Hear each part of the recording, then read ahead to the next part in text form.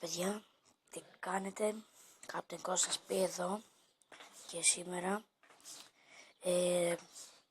μου είπατε να κάνω Q&A και το Q&A μου το είπε να το κάνω η Βάσο Γου. Να, όπως βλέπετε εδώ, να το επειδή δεν ξέρω πώς να βάζω ακόμα τις ερωτήσεις μπροστά στην κάμερα, θα σας το κάνω έτσι, συγγνώμη, αλλά δεν ξέρω.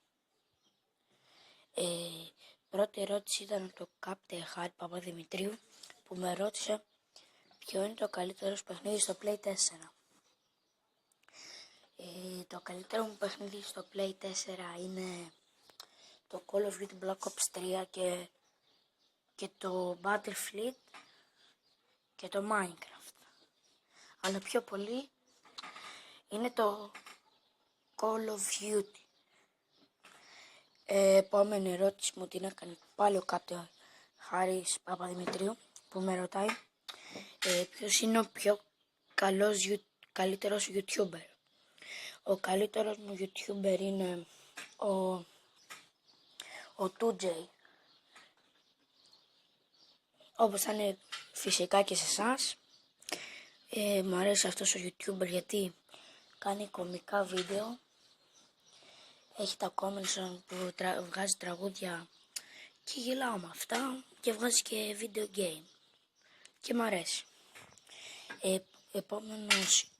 Επόμενο και τελευταίο σχόλιο είναι της Μαρία Δημητριάδου που με ρωτάει πόσες γυναίκες έχεις. Τώρα δεν έχω καμία επειδή δεν θέλω να έχω, αλλά παλιά είχα μία. Αυτό